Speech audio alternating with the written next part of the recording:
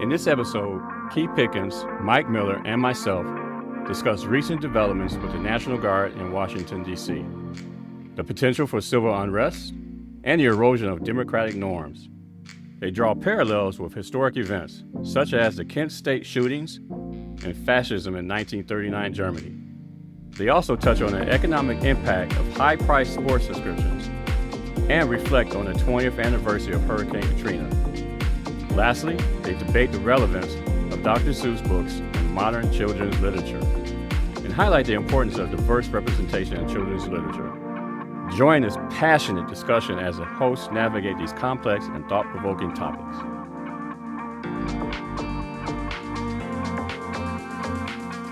What's going on, Keith Pickens? What's going on, TC? How you doing? Doing fantastic, my friend. Good. Mike Miller, how you doing? Still alive. I'll ask you what that means later. But I'm hanging in there, Tom. How you doing? How you doing, Keith? Really good, Mike. How are you? Good. The summer is slowly coming to an end here.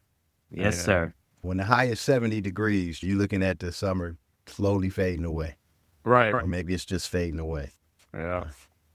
So, Mike Miller. Yes, sir. The National Guard is in D.C.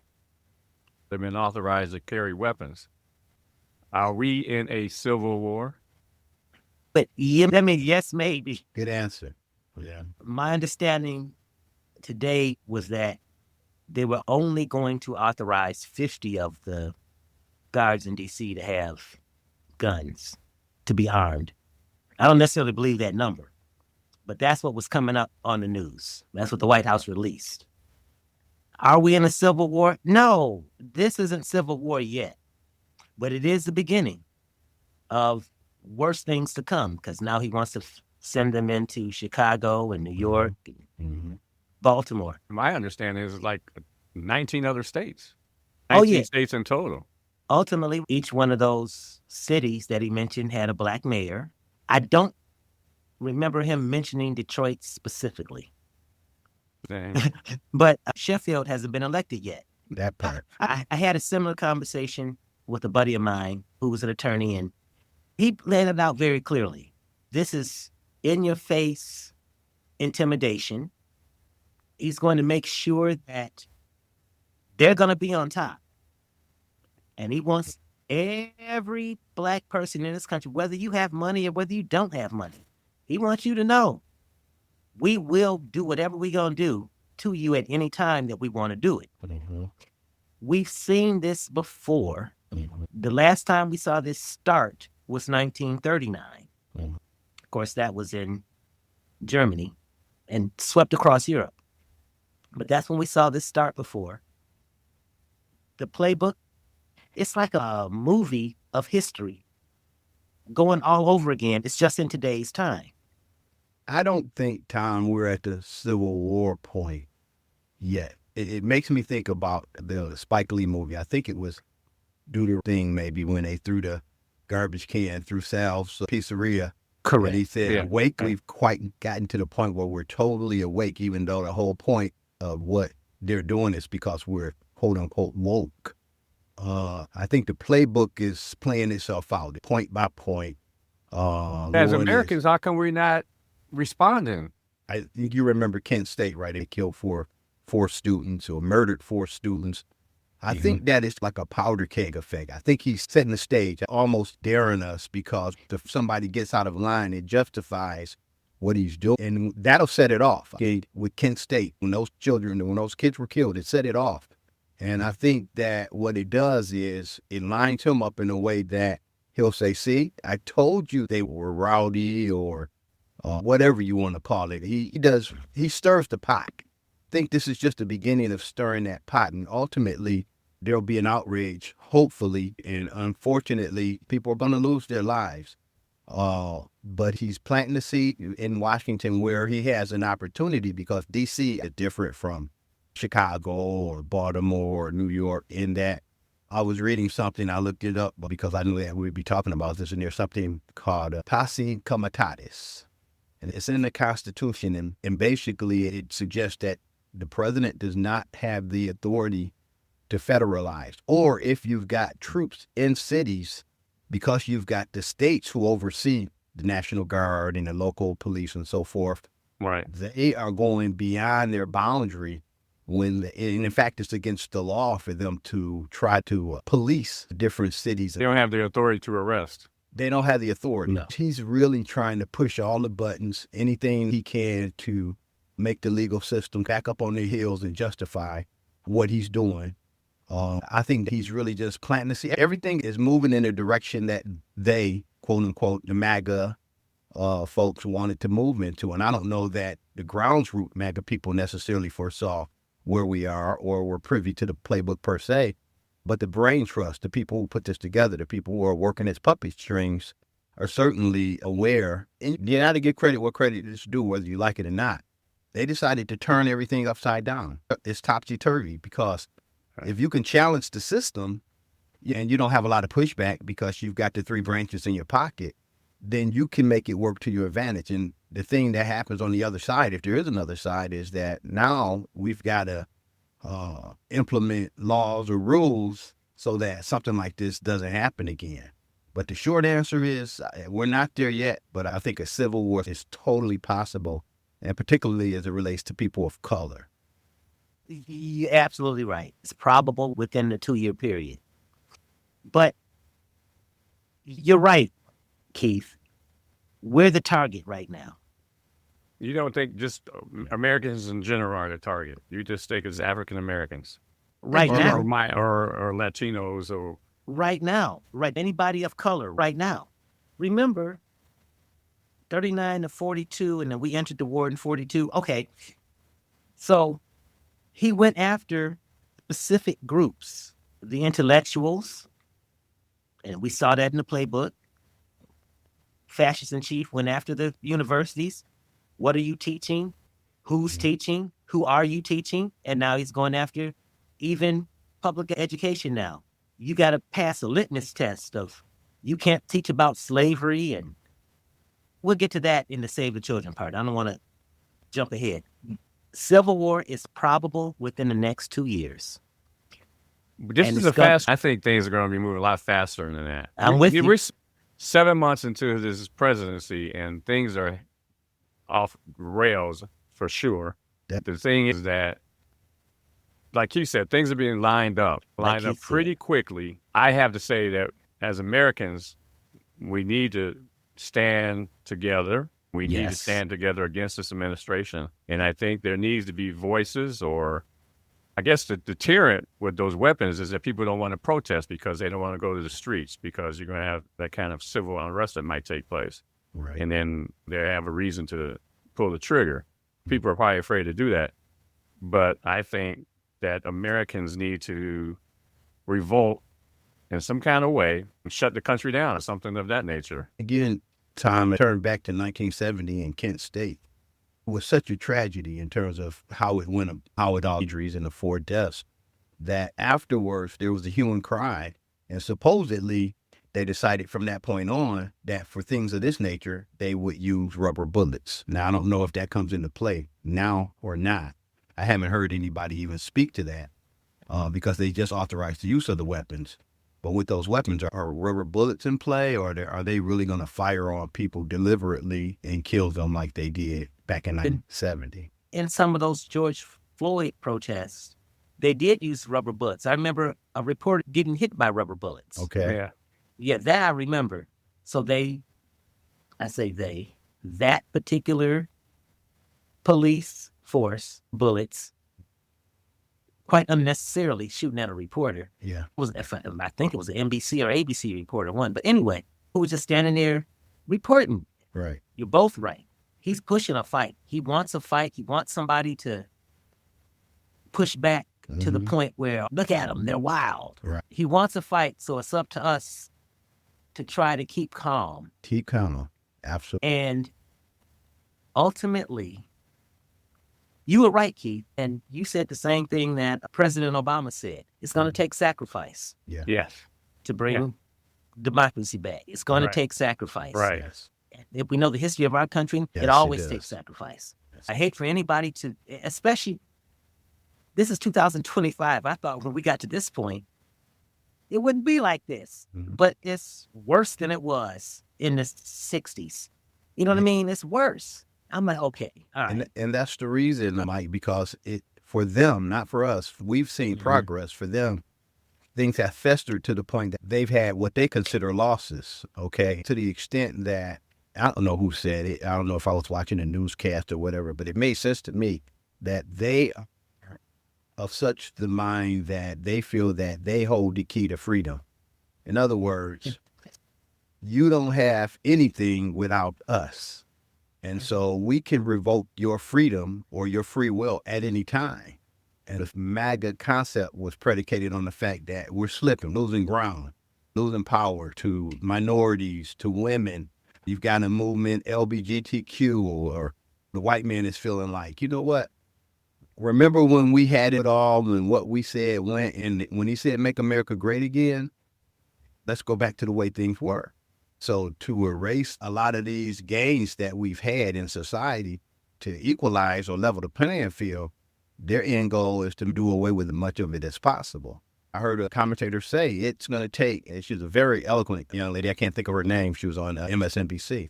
She said that we could possibly get back to where we were, but in her mind, it would take at least 20 years. And I started looking at that, I was like, 20 years, and I started looking at my age, and I put 20 years, I was like, whoa.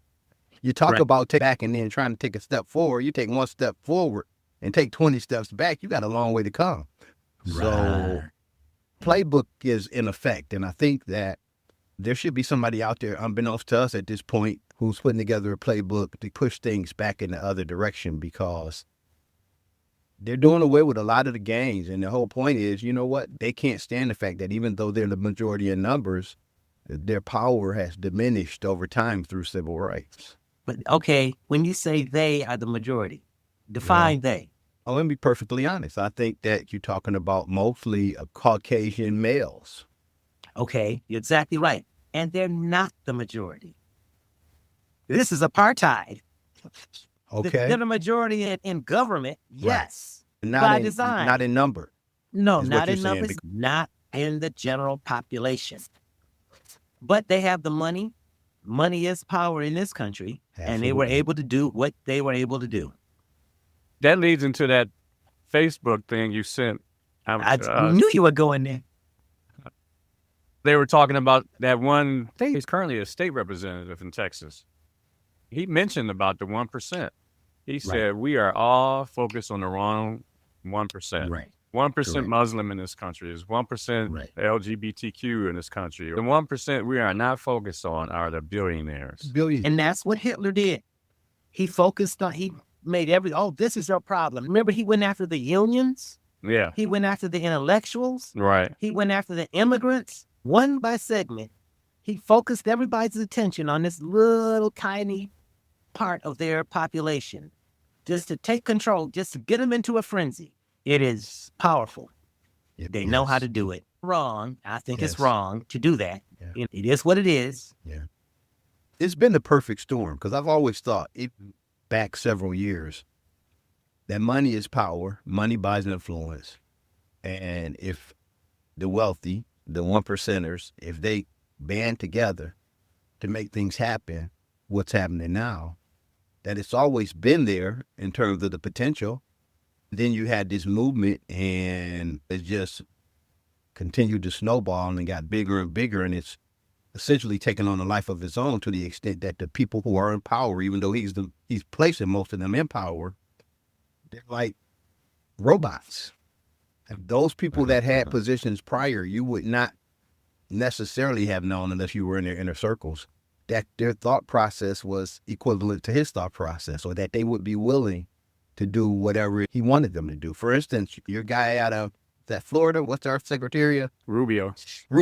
Yeah. I mean, who knew, right? Say my And guy. even J.D. Vance, who's just a puppet to billionaires, they talked about Trump like a dog. Yeah. In fact, Right. most of them that he's appointed talked about him like a dog, but now he can do or say no wrong. And it's strange where we are at this point in time. What's the counter to all of that? Having the National Guard in our cities. Because right now, technically, I guess we're not feeling it. We're still running around about like we have Right. freedoms. Yeah, boots on the ground. Yeah, we actually get boots on the ground in downtown Detroit. Not the We're not seeing that. But if you start going to a game and you're starting to see that kind of stuff, then just it's trying to enjoy impactful. downtown town. It's going downtown like we do to have fun. We need to tell them we don't want them here. They not need it. And then that goes in one ear and out the other because they're standing on orders. The orders are to be where crowds are at, or whatever the case may be. Detroit has the largest international border crossing for commerce in the United States, for truck commerce in the United States. And there's no way that he is going to allow, I'm just going to say it, he's not going to allow no black woman to control this city. He going to make it soon. I guarantee you, within 30 days of her being elected, we got to go into Detroit too. Oh, I'm sure. You'll see. I'm sure. That's true. Again, what is our counter to all of that to fight back? Our counter? The only way we're going to go back to what you guys are talking about, the money and the power, as consumers, that's the only power we have to shut this country down. We can't stand in front of the Ambassador Bridge because they'll militarize that and push us out the way. But if we stop purchasing, if we stop going to work, if you stop paying federal taxes, how do you avoid that without penalized, though? Those things are controlled. See, but now here's how do you avoid that without getting penalized? Yeah. Number one, I don't know the answer, so hopefully you're giving me the answer. When I'm talking, I can't say that on the air. No. Right, clean here, so let's try to stay clean. There are things that you can do. But I'll put it this way: pay as little federal tax as you can, but it's going to come to a point, like you said, Tom, shut it down. And that includes the IRS. Why would you pay people to brutalize you? I'm not going to do that. Yeah, but you guys brought up the billionaires. Not paying my federal taxes is not going to hurt the billionaires. How do I hurt the billionaires? Well, all of us have to stop paying the federal taxes. The system is rigged. Right now, what we saw was, in terms of everything being politicized, is a balance that was just incredulous, almost 50-50, Republicans, Democrats. That's going to have to be swayed. And quite frankly, the Republicans who are now Stepford wives are going to have to grow some gonads. They're going to have to represent the people, man, because right now they're literally laying down. They ran home so they wouldn't have to vote on this Epstein. They're going to have to recognize that at some point you got to be accountable to the people. And if the people wake up, and if the people say, you know what, we're not having this anymore, we have to get that balance. They're playing, when I say chess, they're playing it at the highest level. Because they're going into Texas and they say, you know what, we're getting 5 more seats. Governor Newsom said, you know what, we're going to balance that off. California is huge. Right. We're going to get 5 more seats. It's going to play out because basically what they're doing, what's coming into play is exactly what Trump said. And he said it as an aside and he snickered. He said, if we do this right, we may never have to vote again. He said that. Yes, that stood out to me. I remember it. I'll always remember. Yeah. That was a scary thought. He said, it's rigged. You'll never have to vote again. We don't have to worry about it anymore. You won't have to vote again. And so they can keep the balance on the red side so that to the extent we'll still be able to vote, hopefully. That's not 100%. But let's say that we are.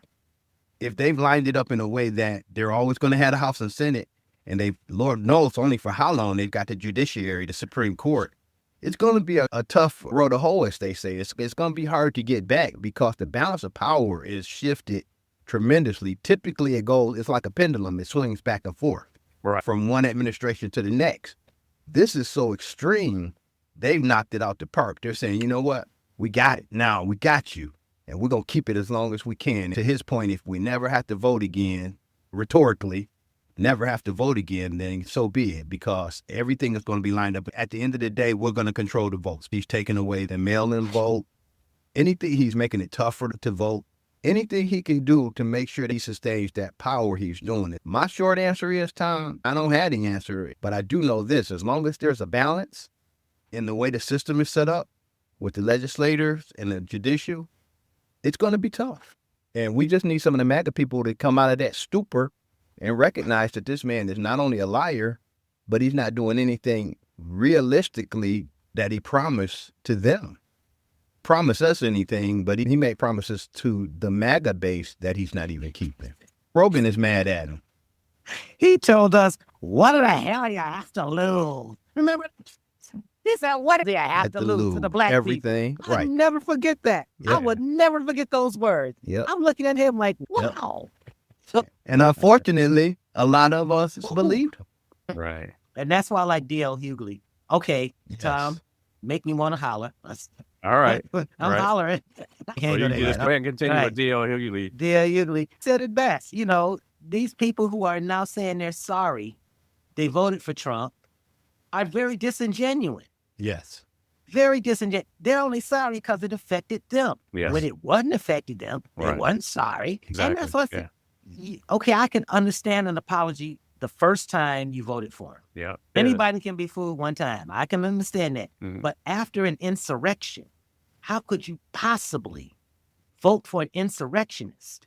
You gotta be kidding me. Got to be kidding. Are you that dismayed with democracy that you would vote for an insurrectionist?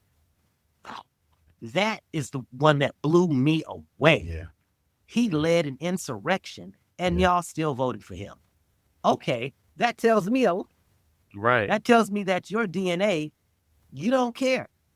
Y'all don't have the balls to change the Constitution, but you're not going to support it. You understand? Because if Yeah. you supported the Constitution, if you defended the Constitution, says somebody who's an insurrectionist cannot even be president. Right. So I'm wondering how the And by right, these soldiers, the pledges they take is not to a man. Constitution. Correct. not to a Correct. man. And that's by design. Correct. So it's really Right. in their That's by right design. to be defiant. That's So why I called That's on the the other generals. piece. You know, The these people generals are can step up. You're they're right, coming Keith. into the neighborhoods, and the war is always supposed to be on the outskirts. You That's why it's simple. consciously You're right. kill your own people. Or even anything. That you're right. That's Hey, Key. Tom, we read And some Tom. book with far-fetched recently. Yeah. And the way the pieces are being moved around the board, if we're turning on our own people, how tough is it going to be for Russia or China, North Korea to turn on us? Because Not hard we've at only all. got so many No, troops to fighting in-house against your own people, then we got to pull troops from other countries. Weakens our resolve to do what we need to do to protect our interests in those other countries. So it's a huge psychology going on because it's like a hand. They got an end game. They're doing all Yeah. these things. They say, look at this. And on the other hand, they're moving the pieces. They're doing this. They're doing this. And they're setting Right. it up in a way that nothing will surprise me now. Yeah. Like, I don't- I'm finally on that Yeah. wagon now. I Yeah. can't be Right. surprised about anything. I was hopeful that the Democrats would have some kind of messaging to deflect all of this that's going Yeah. on, but I ain't heard from Jeffries or anything about Epstein or any of this stuff. I Not to mean, say that. Well, they here's the got other put thing. down. They Here's, got but put here's the down other on thing. that. Here's the other thing, though. Mike can relate to. You guys both can relate to this. Gil Scott, what'd he say? The revolution will not be Do televised. not be televised. Thank you. Television. Thank It is you. not. On Right. other podcasters are talking about it. Yeah. But But it's he's not in handcuffing mainstream them media. time. He's taking every bit of power that we've used to make sure this is a fair nation. He's handcuffing us. Even to Yeah, the media, every time Right. they say something that he doesn't like, he wants to file a lawsuit. He wants to say or do something to diminish who they. And this is a guy who doesn't even. He's such a liar that he wants to be the person who writes the story about any and Right. everything. So he's all, the media is fake news. He says it's the gospel. Truth media. Up in a way that he wants to have all the power. So it really makes it tough. And to the point that the Democrats, the messaging, I get that. And I think that for whatever media outlets are available, there are just a handful of Crockett, Jeffries, the California governor. There's some that are out in Minnesota. There are some governors and politicians who are putting a message out there because every time I look at TV, it's the same 4 or 5. But if you've got the politicians to get a vote, and every time the Democrats try to put a vote through, it's squashed because you've got such a supermajority in the Congress and in the Senate, then it's almost a moot point. But I see them trying. The Democrats you can almost count on. Not necessarily. I hate to think that they would go to the Republican Party, the way the Republican Party is now. But they've got to find a message that's going to resonate with the Democrats who are moderates, with the Democrats who are not MAGA loyalists, because those people need to be turned. They need to understand what's going on, and they need to understand what's at stake. Because right now, it's just The power balance is just, it's gotten so great with the Republicans that Trump can literally say and do whatever he wants. And even the Supreme Court doesn't put him in his place. It's time that we're in. So, yeah. That's just my opinion. You're correct. You're correct. I'm worried it's really bad when the sale of ammunition and or guns is suspended. What's about to happen? Yes. NRA is not going to go for the suspension of either unless they're on board with what's about to happen. Let's be real. Let's be really real now. Yeah. The National Rifles, NRA, will not be on board with the suspension of, and they shouldn't be. We have the right to bear arms. Absolutely. When they stop selling to, that's what happened when they wiped out them towns before. Mike, it's hypocrisy. Have the right to bear arms till they say we can't. It's in the Constitution. So are you going to change the Constitution? There's things in the Constitution right now. That's not being followed. Posse comitatus. Right. Yes. Clearly, it's federalized, going to these cities and take the federal government to do. It's actually in the Constitution, and it's against the law. Correct. The federal government only exists because the states allow it to exist. Remember, a constitutional convention can be called at any time, and the states can abolish the federal government. We are a nation of states. That's why they call it the United States, because they're united. But they can ununite at any time with a constitutional convention. Wow. Now, Gavin is that our counter? No, I don't think anybody wants the United States. That's the middle. Nobody wants to do that. Do you really want to do that? But they only exist because, if... I don't mind becoming a part of Canada. I wouldn't mind becoming a part of Canada either. Is Canada a part of the European... NATO or European Union? I don't know. I don't know. Yeah. No, okay. I mean, they're probably part of NATO, but they're not part of the European... Yeah, NATO. No, they're not European Union, no. Canada has a lot of land, but I don't know how much real power they actually have in terms of their military and so forth. No, not much, because there's only a population of 30 million. And who's trying to invade Canada? Right. Be real. Who's trying to invade? What have they done? You got a peaceful people. They don't bother nobody. No. Leave them alone. No, see, they can't leave nobody alone. We got to control what you have. I'm not bothering you. I'm over here. That's why I didn't understand that trade issue. You went after Canada, man. Okay, here's a rhetorical question. Or maybe it's a question that could be addressed or answered. Is Trump really interested in the United States? Or is he more interested in how he can profit from his current leadership of the United States? That's it. You hit it. That's what he's interested in. See, that's something he's not interested. He don't care what happens to the United States. As long as he's making money, you're exactly right. He's about him, always has been, always will be. And if people didn't see that the first time, we voted for him the second time, and now irreparable harm has been done to our democracy. Our respect is gone. We're essentially not all together because we're kind of still hoping we'll come back, but we're essentially on an island. Isolationist nation. He's trying to isolate us more and more. Leaving it alone is the wrong thing to do. These same conversations were held from 1939 to 1942 when the U.S. entered that war. My uncles went in and defeated these autocratic fascists. When Pearl Harbor was attacked, we were attacked all over the world that day. It wasn't just Pearl Harbor. Right. Remember, we were attacked in Europe, all over Europe. But the most devastating thing was, of course, Pearl Harbor. At that point in time, the evil axis, whatever they want to call it, was Japan, Germany, number one, Japan, and Russia. It wasn't until 1943, I could be wrong about that, where Germany turned on Russia. And then Russia became our allies.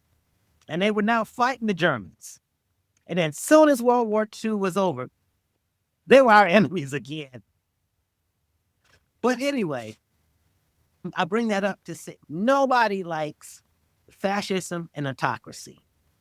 It's hated all over. That has got to go. And we defeated that once, but we didn't go far enough because that fascist, autocratic DNA has now permeated our government. Yes, it has. And that's what it is. Yes, it has. So they don't negotiate with you. They don't care about your vote. The name calling alone.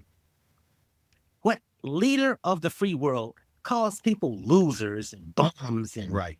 what my man said the other day, called those white hippies. They're not even black. Talking about the takeover of D.C. That was Miller. Oh, God, that's my last name. Wow. He's the white sheep of the family. I'm disowning him. Literally. But he came out and called them hippies and said, they don't know. We're not listening. He flat out said, we're not listening to them. We don't care what they say. And that permeates our government. You see more government people name calling now because it came from the president himself. Absolutely. He set the tone. So now, what does that say for the children? When they see the president of the United States calling people losers and this and that, wow, dude. So this is how you bring up the kids of the United States? This is how you want to be looked at? You got to think about it. Let me go back to Keith's question about whether or not Trump cares about America or is he trying to enrich himself. And I just don't see, I don't agree and I don't disagree with both of those scenarios. Yeah. I don't see him totally enriching himself in a family that's harming the United States. Maybe you can give me an example because right now I don't see that. Then the fact that he doesn't care about America, I do see that, but I don't see that as just him. I see it's the whole federal government. I the get people in positions of It's the lead world right now. That's questionable. That's it's not questionable, us right? It's not us. giving Well, us, but let me- I don't let me see back- that being the case. Let me back the train up. Who's the leader of the United States right now? Yeah, that's Yeah. Trump, President Okay, Donald so J. as Trump J. goes, Trump. so goes MAGA, so goes whatever philosophy that they're trying to push down our throats. And in terms of his enrichment time, the things that he's doing are hurtful to our economy and beneficial to him and his cronies. And I say cronies as a matter of fact. And so as he implements policies that impacts the least of these, it lines not only his pockets, it lines his cronies' pockets. In what tangible way? In what tangible way? Yeah, what industry is he getting over on? Is not the, All I don't of see them. that. I All don't of see oil. I don't see it there. I don't see it. I mean, what is it? The government is now in the auto chip market. If I'm not mistaken, I just read or heard something to that effect. The government oversees who can produce how much oil and when. He can profit from basically just suggesting we said that we didn't want to pump oil, the fracking or whatever that goes on. He said, let it flow. So I think that he'll benefit from that. I think that his friends will benefit from that. Just like there are kickbacks on the lower level, I think that there are kickbacks on a larger level. If you look at how much money he has earned, how did he go about earning that money? How does it impact people throughout the United States who have very little day to day? Right. I think that everything he does or everything he has done has an adverse impact. People who already are struggling to make ends meet. And to that end, I think he does benefit because I know that he does things not only for his own benefit, but for the benefit of the people who have billions like he has billions. And he's probably made more money in the last 6 months than Yeah, he's he made has. in a lifetime. Yeah, he has made money, but it's not generally off of closing hospitals, shutting off aid to foreign countries. Okay. I don't see him making money off of those things that he's had his hand in. And that's what I'm just Well, Okay. indirectly, Tom, by doing those things, it's already freed up the types of things he's trying to get done through that big, ugly bill. One thing offset the other. So maybe when you look at it, you don't see the direct effect. There's an indirect effect that provides wealth to him and his cronies. Maybe he haphazardly had Doge shut down all these operations and cut off U.S. aid. But there was a rationale for that ties back to enriching those who already have, the billionaires. And the last I checked, he's a billionaire. Here's how he enriches himself. Speak Called to a him, Mike. contribution. It's called a contribution to, what was it before the inauguration? When you came and kissed the ring, $1 million, Yeah. he made it go away. Whatever it was, he made it go away. Yeah. Re-election campaign, contributed $1 million. Yeah. I'll make it go away. Make it go and away. it goes away. Yeah. Whatever he tells you to contribute to, that's how he makes his money. Whatever fund he says, okay, you make a contribution, write me a check to this fund over here or this fund over here. I'm just looking at that as being peanuts. I don't look at the billions. No, to the he's point still where making he money in the surpasses market. Jeff Bezos. No, I mean, but you guys are saying he's adding to his wealth, and I'm just trying to figure out in what grand scheme of things is he adding to his wealth besides nickel and diming and Tom, twisted billions arms might and- seem like nickels and dimes to you. What? No, But not he's- to me, but to them is nickels and dimes. If you say $1 million contribution to a guy who's a billionaire, Relative. Tom, you do with $1 million. Or no, we're not Take- talking take about that me. back. We're talking about other But- billionaires. but we you talk got about 1,000 opportunity. Yeah, you got thousands of people that would give him $1 million each. Those are billions. Those billions. Every So you're country- saying that doesn't impact you at all. No, Well, we- I'm talking about them. It doesn't impact them on a grand scheme. Who is them? The billionaire. The billionaire. No, it doesn't. particularly I'm talking about Trump right now. Okay. Right. What But has he he'll- done to make the billions? Well, What has he's he got. done on Doesn't the he got grand crypto? scale that's impacted cryptocurrency? America? He appears at a lot of stuff we don't know about. We know nothing about. So you're just talking about the Trump name then. The Trump name generates millions and billions. Generates million. But I'm talking about But how did they What generate? does? How do they generate? Is it legit? As far as you're concerned, how he makes the millions is legit. Is As it far as I legit? know, it's Okay. under the Okay. Trump umbrella. Whatever he Okay. does. Now I'm talking about his speaking engagements behind the podium. No, that's not legal. And that's not, he should be making money. when he go to a foreign country and they send a plane back, Here's a plane for you. Yeah, I agree. That's totally crazy. But now his sons are running a company or trying to do a startup of a cell phone company. That's all on the popularity of the Trump name. okay, He's also selling citizenship to the United States. Who's Yes, getting he that is. money? Yeah, okay. Who's getting so, that money? So why is that not front page news every day? Because the media is or the complicit. Democrats not going to their districts and making a big deal about it and having people get up and rage about it. How come They people not in do. the streets? yeah. Wow, The midterm, they're the doing midterm, it, but you they're may hear a not lot more about it. getting- I'm sorry, Mike. Go ahead. No, I'm just saying they're doing it. The press is complicit. They're not going to give them the press when they come out with statements like what you're talking about. Okay. You're the man on the street.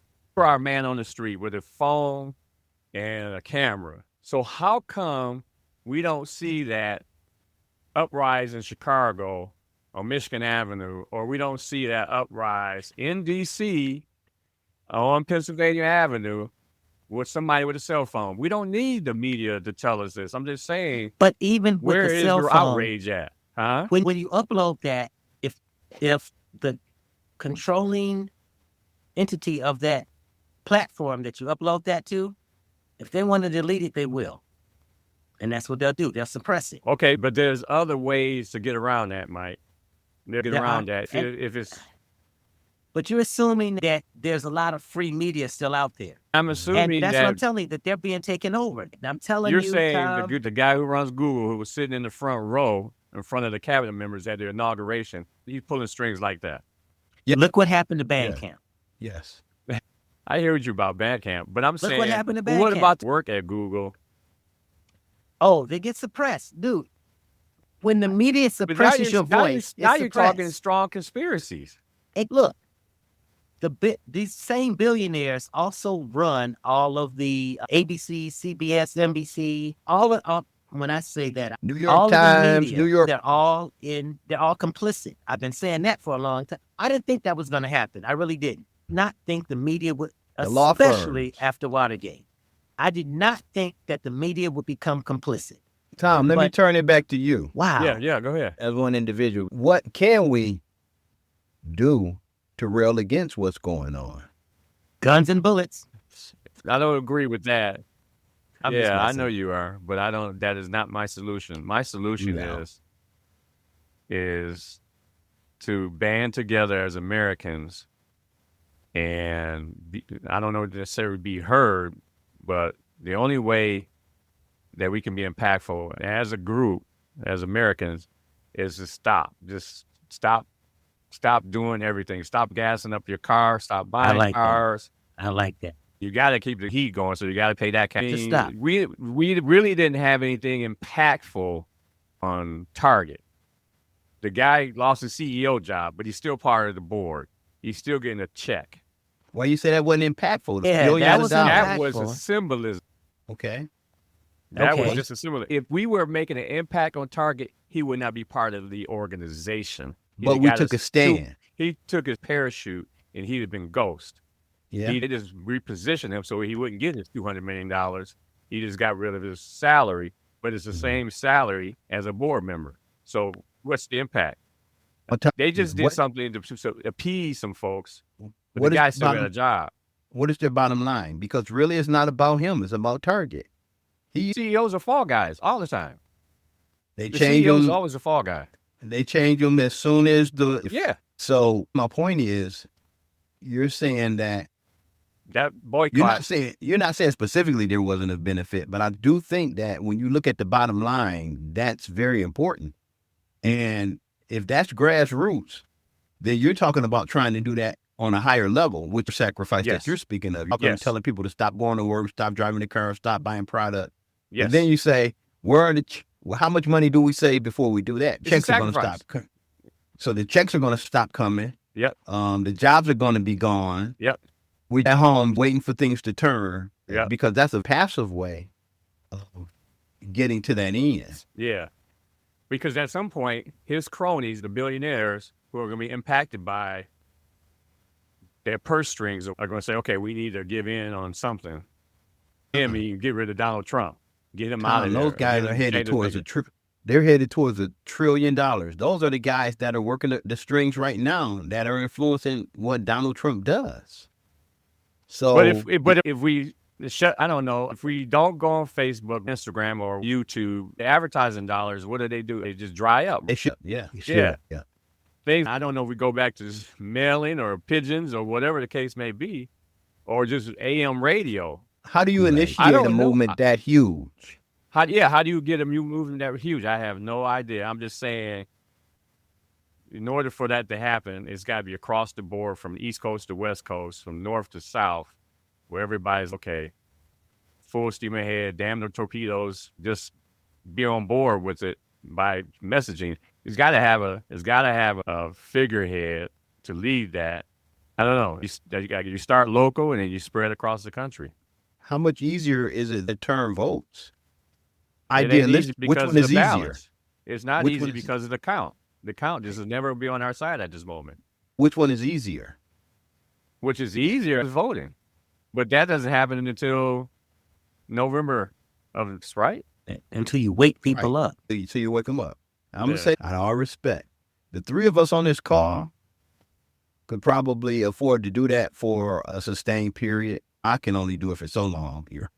I'm retired now, so. Yeah, me too. But on the back, I need to look at because the way they shifting, they talking about the dollar might not be the standard anymore. They might be going back Right. to the gold standard, right? Be digressing. Right. At the point where you tell people to stop participating, it's easier for some than for others. There are Yeah. people who want to participate who can't. They're struggling. They can't hardly make ends meet. Don't have jobs.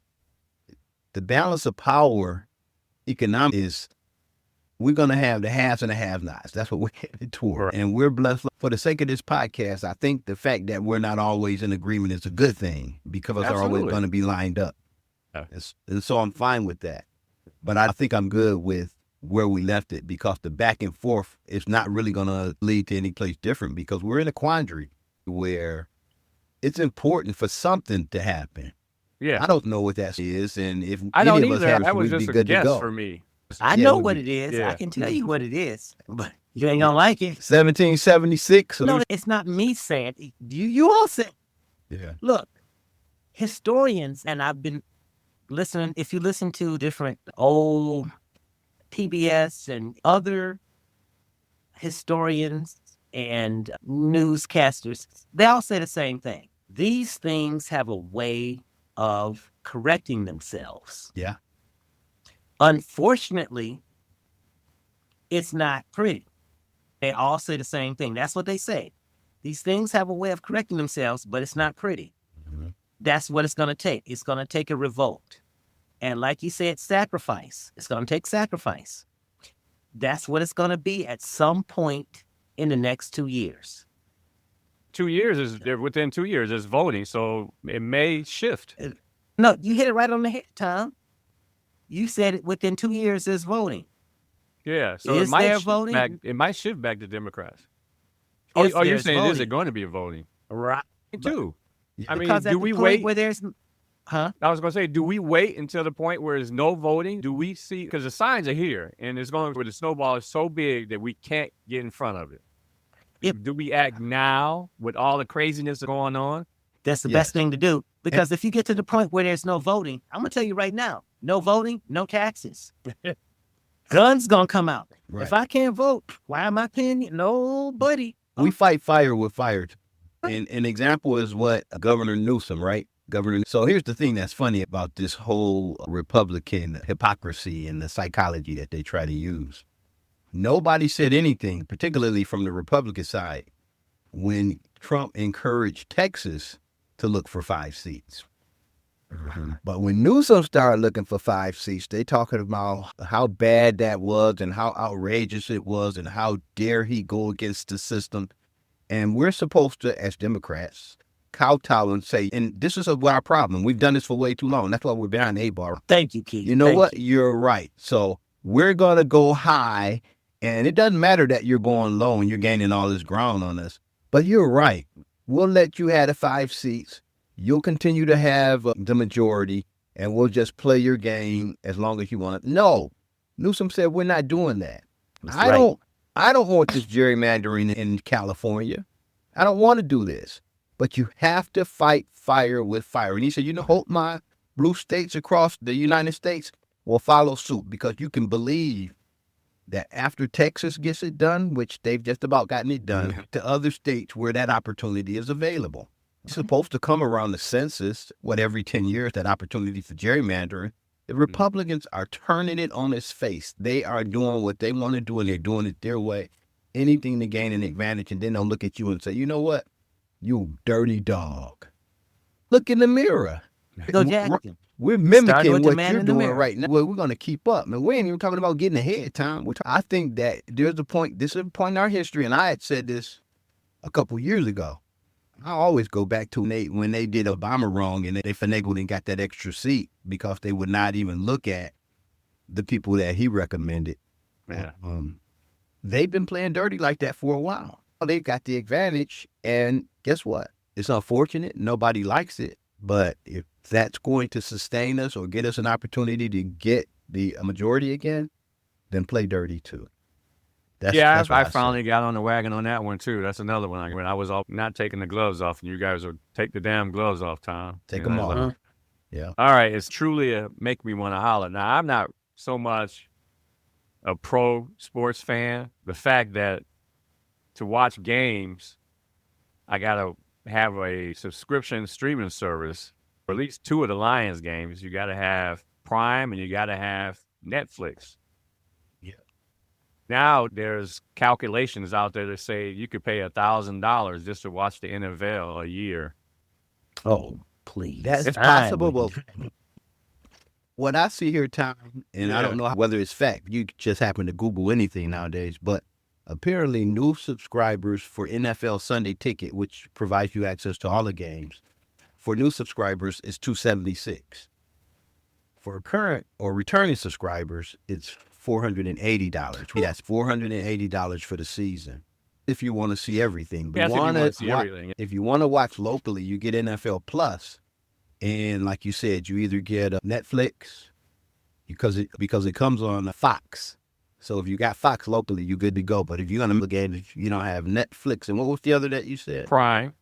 Because everything else is either ESPN or Fox, and maybe a couple of CBS games. Prime.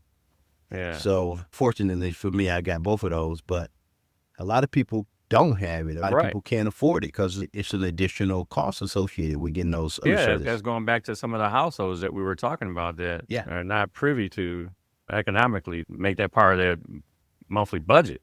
My understanding is the reason they claim they're doing it is because of the demographics. They want to reach out to younger people. How is that not being done? Why just a regular? You got a young guy, 25, 26 years old, making $40 million a year. Yeah. A lot of people didn't even make $1 million in their whole career. When I go to the Lions games, I can't get out of there without spending at least $100. And that doesn't include parking. Parking's about $50. So $150. But when I tried to look back to access how much I paid for season tickets back in 98 against what I pay now. But I can tell you this, when the Lions started winning, my tickets went up 100% the first year, 2 years ago. This past year, it went up another 15%. Wow. Okay.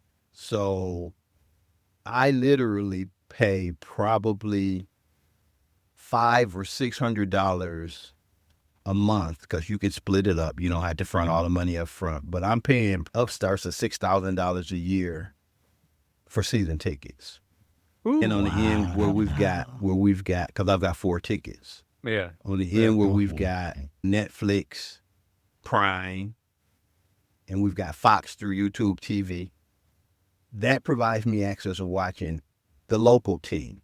The way I can see the other teams, obviously, when they're on the major stage channels or what have you. With me, that's all I'm interested in, that team. But that being said, the cost is astronomical. A lot of people can't afford it. A lot of people are put off by having to pay. As an aside, to watch the Tigers, Pistons, and Red Wings, you have to have FanDuel. And that, again, is another streaming service. And Is that a free streaming service or is that no, paid? no, sir. No, sir. It's not free. It's not at all. So you have to pay for entertainment nowadays. Salaries are so exorbitant that the only way they can afford to, one of the ways, I'm not going to say the only because they got merchandise and so forth and so on, but one of the ways that makes it easier for them to pay these guys is to charge us, whether we're going out the house to see the game or not. I can tell you when my tickets went up 100%, I did holler. But I was fortunate enough to be in a position to say, you know what, I've had a season ticket since 98, and they hadn't been winning in all those years. And so now they're pricey, but it's hard to give them up after you've gone through 20-something years of just going down there to see them barely win. So fortunately, I can afford to. But at some point, I could possibly be priced out of season tickets, let alone being able to sit in the man cave and watch it because subscription services, you're at their whim. You don't tell them what to charge you. They charge you whatever they want to make from you. Yeah, that's the thing. You have a choice to decide whether you want to have season tickets or not. Oh, When you're at home, you think you're saving money by being at home. In actuality, you're not.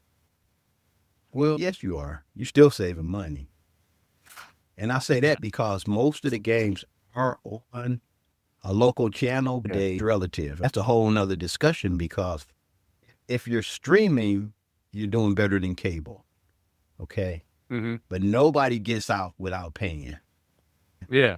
And that's the unfortunate thing because I could sit here and watch, pay what I pay through the streaming services, save money on the beer or whatever I'm going to have and the snacks, the hot dogs, whatever, sitting in front of the TV, the proximity of the restroom. And there's a savings, but back to the reality, can most people, one, afford to go to the games in person? And those who can't, can they even afford to watch it at home because subscription services are starting to be a little pricey. Yeah. Yeah, you got to really love sports now to make the investment because it's not like when we were young, we could just turn on channel 2 or 50 or 20 or whatever station they were and watch whatever game we wanted. Yeah. Let me throw this in here. We weren't scheduled to talk about it, but did you guys have a feeling 20 years ago with Hurricane Katrina? I What do you mean? in terms It's been 20 years. in New Orleans, right? Yeah. That was and I'm a sports fan, so the first thing I could think of is not only the levees and the impact it had on the people there, but even how it impacted sports. Yeah, I remember that. That's one of those occasions that, to me, if you have any compassion at all, even if you don't remember all the specifics or the particulars, somebody say Hurricane Katrina, you're going to say, oh, yeah, Yeah. I remember. Yeah, I remember. It seems conveniently that our federal government has forgotten Katrina, all of the dealings and cutbacks and, like you say, you sleight of hand with this FEMA. That's one time. Yeah. That's one man. It That is. man is so heartless And he'll tell you on one side of my mouth, the African American and women are so concerned, they're asking me to send in the troops.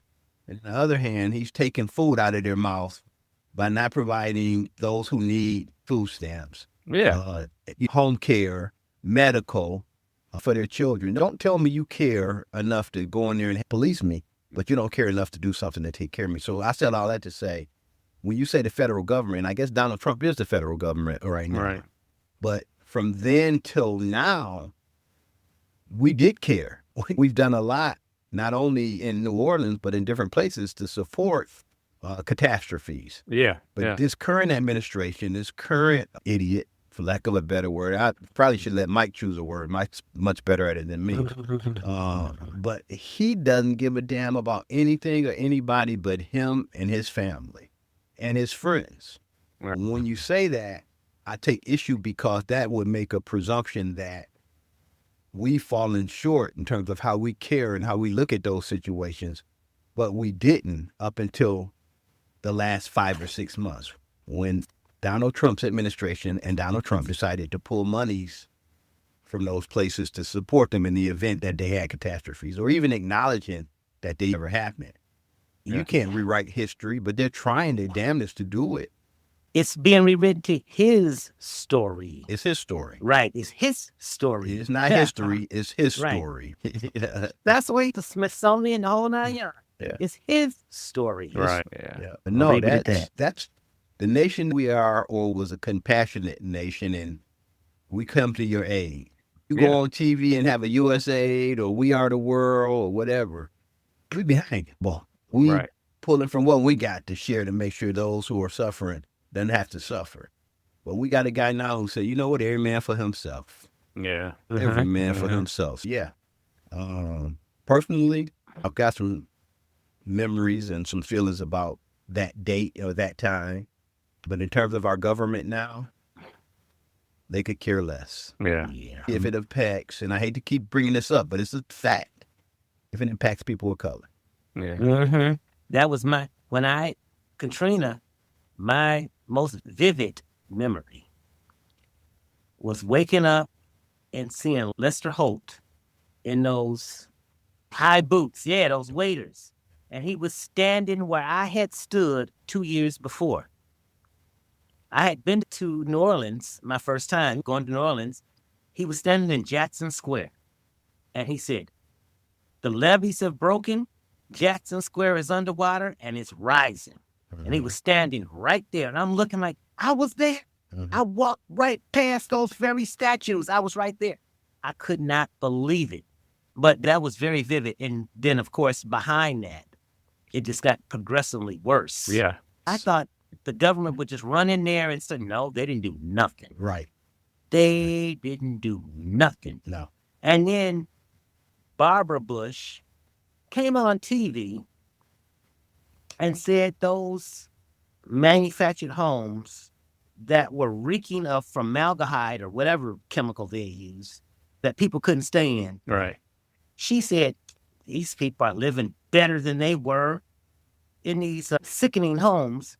They're living better than they were before. I just couldn't believe the words came out of her mouth. When you dare to be insensitive because all you've known, the Bushes have always had money. Oh, They yeah. suffered a day, personal loss because maybe somebody passed on. And some can be insensitive because they're just stacking. They're racing now to see who can get to the first trillion. But they can give it those they leave behind and those who are struggling to even just eat. No, I don't have that. It is. It is. It really is. So, anyway. So the Dr. Seuss books, or at least particularly Green Eggs and Ham, I guess, is the one that's been around for over 6 decades. Seems to be the go-to for children's reading. Although there have been decades of more authors out there who write children's books who have much more relatable meaning, diverse culture, I guess you could say. There's not going to say conversations. There's a thought that the Cat in the Hat was made up after a minstrel, the black and white, saying back in the early 1900s, but now, like I said, 60-something years later, should the Cat in the Hat still be our standard for children's reading? When you say standard, should Shakespeare still be our standard for English lit? Should Socrates still be our standard? That's a good point. For That's Greek a really good literature. point. Here's the thing. I try to do my homework when you feed us these topics. And I do know that 6 or 7 of his books have been banned for portraying Asians, blacks, in a way that was prejudicial or racist. And I even read somewhere where he ultimately acknowledged and he redid one of the books because he agreed. But am I excusing it when I say this? No. But those were the times we were in. Heck, I could look at an episode of Lucy or the Flintstones or any of those cartoons back then, and you see the Africans with the bones through their nose and was it right? No. Was some of it funny? Yeah. But yeah, Dr. Seuss, it was, man. I lied. So it was funny. Even now, as I think about it, it was racist, but it was funny. That doesn't make it right. But Dr. Seuss came up with some things that just, the way he flipped those lyrics, man, or whatever you want to call them, those stories with Cat in the Hat and Green Eggs and Ham, and they're entertaining and they're easy reads and they're lyrical to the extent that kids kind of learn how to rhyme or what have you, or it helps. I think those books that are offensive, like he's already taken 6 or 7 off the shelves or they stopped publishing, do away with them because they're not pertinent to this day and time. Yeah. But the ones that, outside of the fact that they're just dated, those are books that you can get something from. A lot of them have kids laughing and joyful. I'm not saying I'm an expert on Seuss, although because I have children, and even before I had children, I read Dr. Seuss books. But I think that there are enough books being written today. Yes. When I watch the news, I think the newscaster on Channel 4 has written children books, and different people now are just, because it's easier to publish. Yeah. But there's so many options. I think as parents, it's up to us. And if we have any influence on schools to get in books that maybe are more pertinent, they become an option. Right. So if you're teaching time, if you're substituting and you're with the children, then you have an option to introduce something that is more diverse or to fall back on the old standard. I don't know. Maybe I'm a little biased. I can't say it's time to just shut Dr. Seuss down and say you're no longer pertinent or relevant. But I think we just need to be more mindful of the content. Those books that aren't offensive, continue to read them. Continue to expose children to them. Again, I'm not an expert. That's just my opinion. Everything here is in our opinion. That's Great, true. Mike. But I always Mike Miller looked like he's chomping at the bit. Somebody might want to check. When you say a standard, first off, I think that standards, if we even going to have a standard. In fact, I don't like standards at this point for children's books. We have a lot of very talented writers today, very good children's books, just like Keith said. And I'm in agreement. Let those be the new standard because this is our time. It's not their time anymore. But to your point, for a standard, if I was going to choose one, if I were going to choose a standard, I would choose Schultz, Charles Schultz, the Peanuts Gang. Yeah, I was going to say something. All I was going to say is Franklin. Franklin. All right. Franklin, the whole 9 about Charles Schultz and how Franklin was introduced and the pushback that he got. Yeah. But he did it anyway. Right. He didn't just jump. No, he didn't. Yeah. It took some doing. Yeah. But he persevered. It got on. Yeah. It made it. And when it made, people didn't like that. Some people didn't. You done brought a black kid into the Peanuts universe. Right. It is what it is. It is. This is America. Yeah. This is a melting pot that we call democracy. Right. And that's the kid. You have to teach the kids. This is it. This is what you are. America is a great melting pot. We are a nation of immigrants, and the children's books, in my opinion, should reflect that. Agree. Should just reflect who we are. And I'm just going to leave it at that.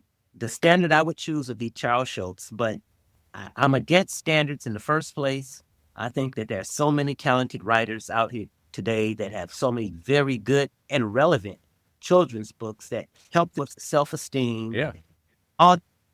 different things. I can't go into all of it. Just dealing with humanity. Yeah. We got some really, and it goes beyond books. It goes to Music. and look at, they got a Venus Williams doll out now. Barbie, Venus Williams doll out. I went, whoa, great. I love it. You see what I mean? Yeah. You gotta have, it reflects who we are. Yeah. And that is who we are. We're not just one race. We're not just one this or one that. Our democracy works because of all of us. I just have to interject this. Yeah. That I hope that's who we continue to be. Mm-hmm. Making America great again is not the intent, okay? So it's to forestall what is supposed to be an evolving perfect union.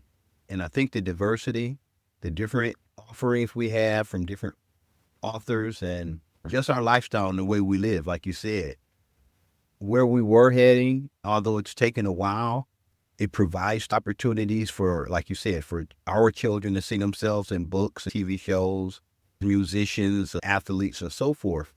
The pushback is real in terms of rewriting history and stifling things we've done in order to make this a more perfect union and more diverse is really what's worrisome and bothersome. But not to get totally off topic, Tom, or pardon my interruption, Mike, I agree. I agree with that offers a fresh perspective because, again, when you talk about Dr. Seuss, how many years are you really going back, and how much relevant or pertinent is the information that he tried to share for all children? Probably really wasn't necessarily for all children, if I'm being honest.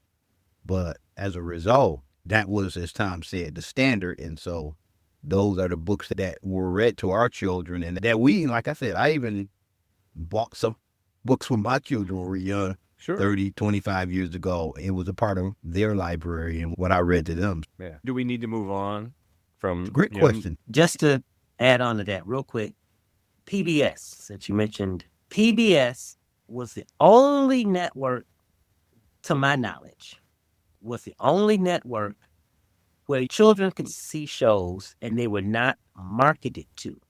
Nobody was trying to sell them anything on PBS. Every show you saw was educational or beneficial to kids across the board. Right.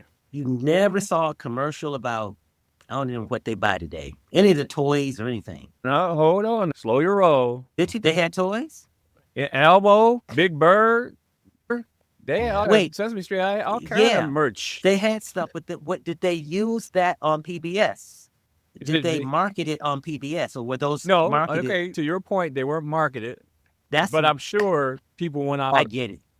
I'm sure. It just wasn't when the I kids wore one, but I watched the didn't call show. it a Mr. Robinson sweater back then. It was a cardigan. But I get it. Yeah. Right? They still have merch. Yeah. It wasn't marketed to the kids Right. during the show. Now, when they have those pledge drives, they market everything. Yeah.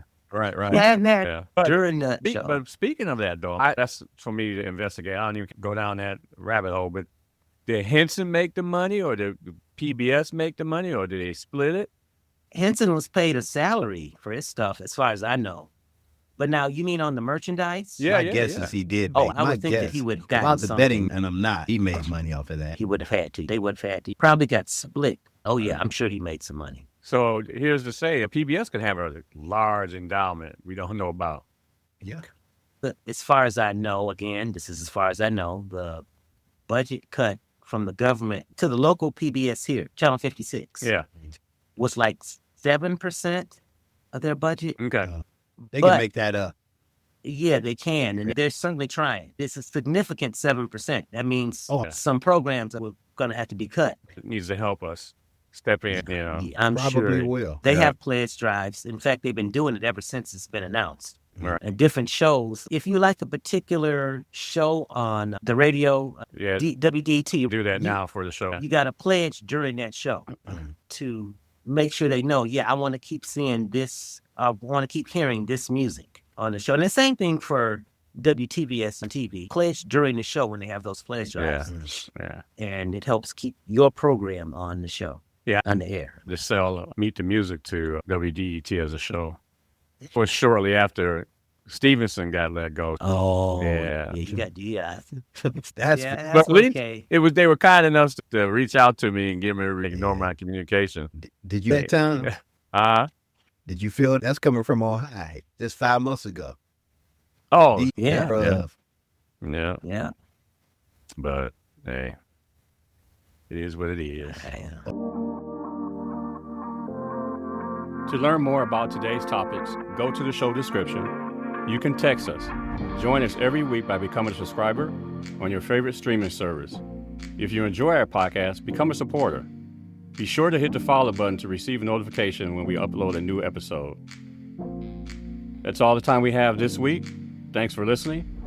We'll be back next week with the What's Going On podcast.